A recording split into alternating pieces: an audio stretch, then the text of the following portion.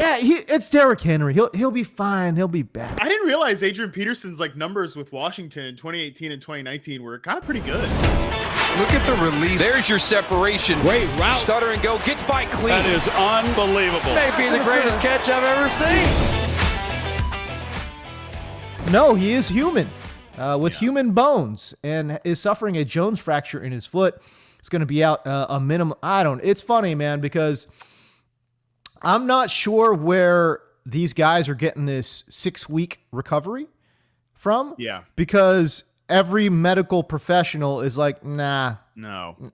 Take the over on the 8 weeks, So. Exactly. And it's like, I tend to believe, my buddy, Dr. Mark Addix, again, Super Bowl winning Harvard Medical School surgeon, orthopedic surgeon, is like, nah, dag. He's out 10 weeks. Promise you. Yeah. I promise you. A man of that size is out 10 weeks. But Matt, the bottom line is this. He's out.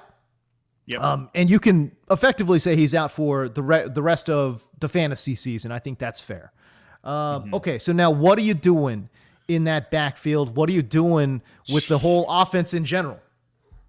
Yeah, so let's start with, man, it sucks for Derrick Henry. I mean, everybody knows I love Derrick Henry. I've had great personal interactions with Derrick Henry. I have a great history with our buddy Franchise in the Dave Matthews band Hayes one summer night, watching Derrick Henry preseason highlights. So just got to say, yeah, it sucks for Derrick Henry. He's one of legitimately the nicest guys in the entire NFL, and it just is a bummer that this happened. Tennessee is not really equipped to deal with this injury at all. It's funny coming into the year, the thought with the Titans was, man, I mean, you think Ryan Tannehill, A.J. Brown, Julio Jones, Derrick Henry, that is, especially the two receivers and Derrick Henry, that's an off-the-bus team. When what I mean by that is when those guys get off the bus, it's like, oh, shit, this is going to be a day. But yeah. But there was, we all knew there was nothing behind them. So it's like, well, okay, if these guys stay healthy, this could be a top 5 offense. Nobody has stayed healthy, and now it looks like Henry's gone for the long term.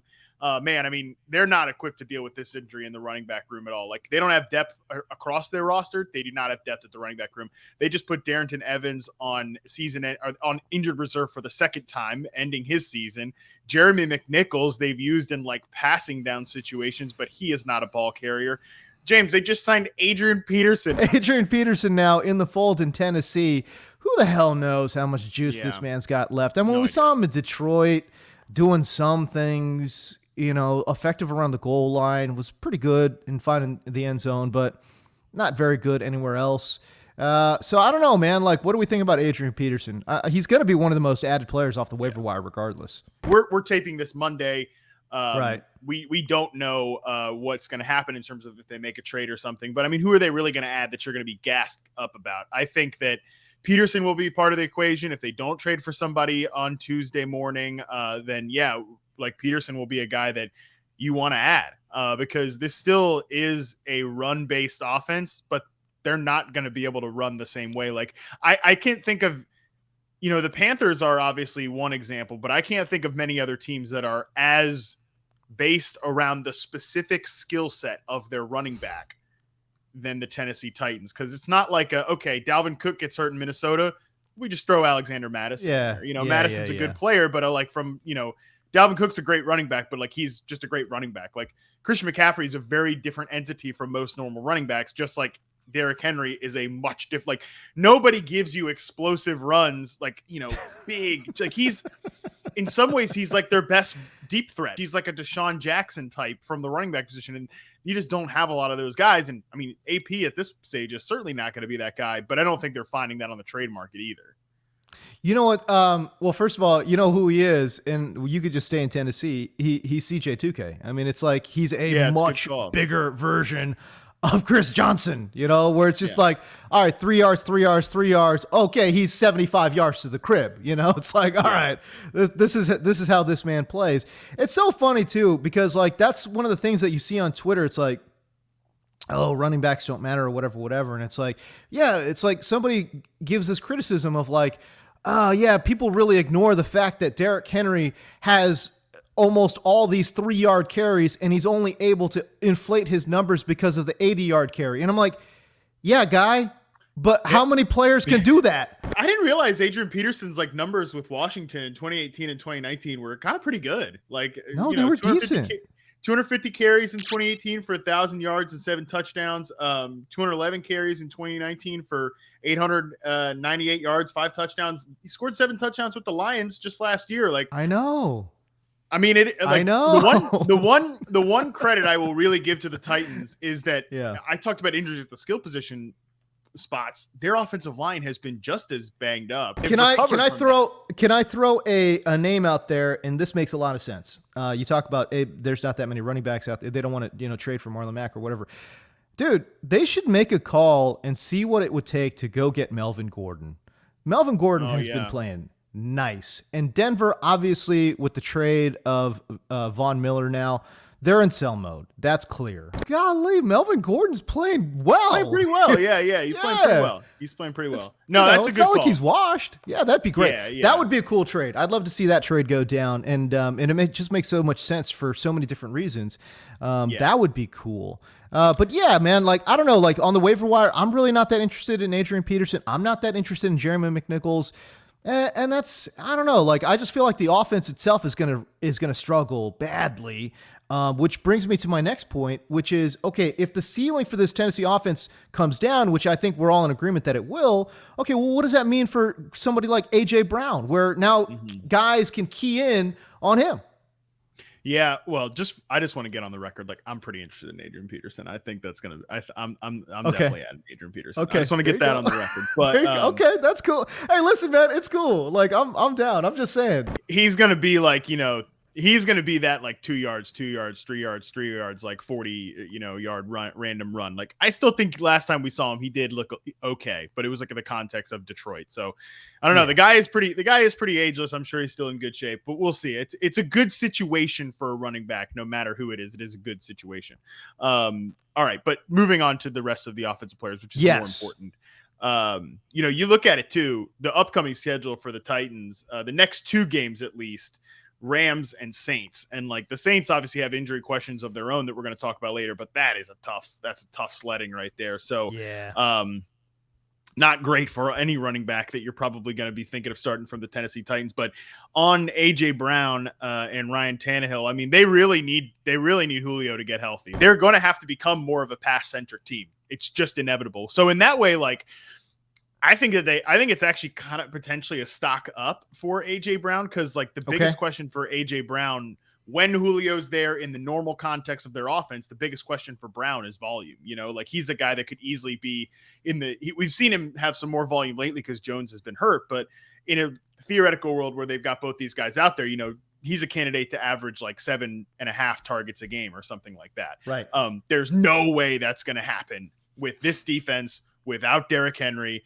I think that more volume is almost always a good thing for players. I do think that Ryan Tannehill as a quarterback streamer probably takes a couple of steps back. I think that he was a guy who I had, is like QB 13, 14, 15 at any different point in the rest of the season rankings, which is like, that's a priority streamer, but not a guy you're riding out there every single week. I think AJ Brown is fine. Like, he's been so good. He looks so dynamic. And I do think like, yeah, he's an incredible player. I mean, this was what we've been talking about. Like, we finally got all the BS out of the way with AJ Brown's season, but like, this is a guy that was number 2 in success rate versus man coverage in RP last year. And I think he's taken yet another step in his development this year. So I really am very bullish on Brown, and I don't see any reason to alter my expectations. Like, I know we got a question from in the Discord from young 3 Simba, very active in the Discord. He said, should I sell high on AJ Brown for another tier 2 wide receiver, plus a little more, or hold on? Example would be like AJ Brown for Justin Jefferson and then like a low end RB2. I mean, I think AJ Brown to Justin Jefferson is kind of a lateral move. Right. We have a Justin Jefferson question we're going to hit on later, but so I'm not worried about Justin Jefferson at all though, but I guess if that's fine, but I would not be like panic selling AJ Brown. I actually would bump up Ryan Tannehill because I think they're going to have to do more with him. And by more, I mean, I think he's going to have to run more. I think he's going to have to throw more. I think he's just going to have to do more. The question becomes, and this is where I struggle and where I kind of agree with you in terms of a downgrade.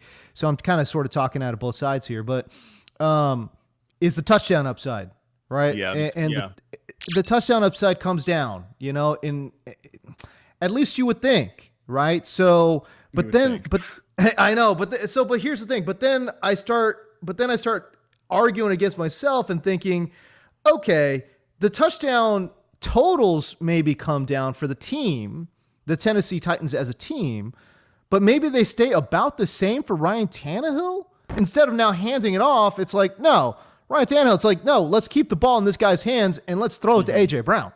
You know what I mean? Yeah. So maybe red zone opportunities, I feel like either increase or stay the same for Ryan Tannehill. Yeah, it's just, are they going to be in the red zone as often? Are they going to be in the red zone as often without Derrick Henry? I think that is the biggest problem and the biggest question. I'm not as worried about the whole, it's tough though too. I mean, we've only seen Ryan Tannehill operate consistently, successfully in this version of the Titans offense that has Derrick Henry, that is run first, and everything like that. I mean, his play action numbers are not as great this year as they normally would be. He's actually been better from a completion percentage standpoint without play action. He does have a slightly better yards per attempt. Like, the big plays do come off play action for Ryan Tannehill. There's a lot of studies that have been done that the presence of the effectiveness of a team's rushing game does not necessarily matter when it comes to the effectiveness of their play action game. I still think that from a game planning perspective, defensive coordinators might come in and be like, yeah, we're not going to really don't bite on that play fake as hard when it's AP back there as opposed to Derrick Henry. I think that's quite possible. I just think the Titans offense will be a much easier offense to defend, which typically with quarterbacks, we don't want to rely on volume. We want to rely on efficiency. Ryan Tannehill has been the efficiency poster boy the last 3 years. That's where my biggest concern comes with him. But I still think he will. I don't know that I'm changing the outlook for him that much, and that he was still a priority streamer. But if you were riding him as a set it and forget it quarterback, I think you were a little overzealous anyways. But for AJ Brown, I do think more passing volume is coming for Tennessee, which is good news for the pass catchers. Ben Solak from The Ringer suggested they should not trade for a running back. They should probably think about trading for a receiver so that they actually can spread the field and throw the ball with effectiveness. Hey. I don't know that the Titans are going to see it that way, but it's a thought.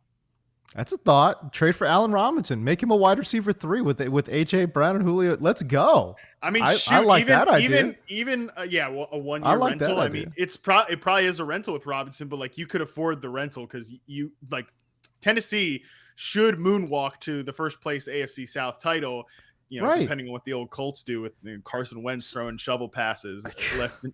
Jeez, God Almighty. 1 year rental, I'm all aboard. The reason being, it's look what the Rams are doing. They're loading up. Okay, they're hey, we got a small window. Let's just go for it. And I think Tennessee, I don't know, like we just said, Derrick Henry's going to be out 10 weeks. It's not like he's going to be out 16 weeks. You know what I'm saying? True. They could get him back for the playoffs, right? Yeah, I mean, right. Okay, now let's say you've got a great wide receiver trio, with I don't know, Allen Robinson or whatever it is, right? Oh my gosh, we're off and running. Let's go.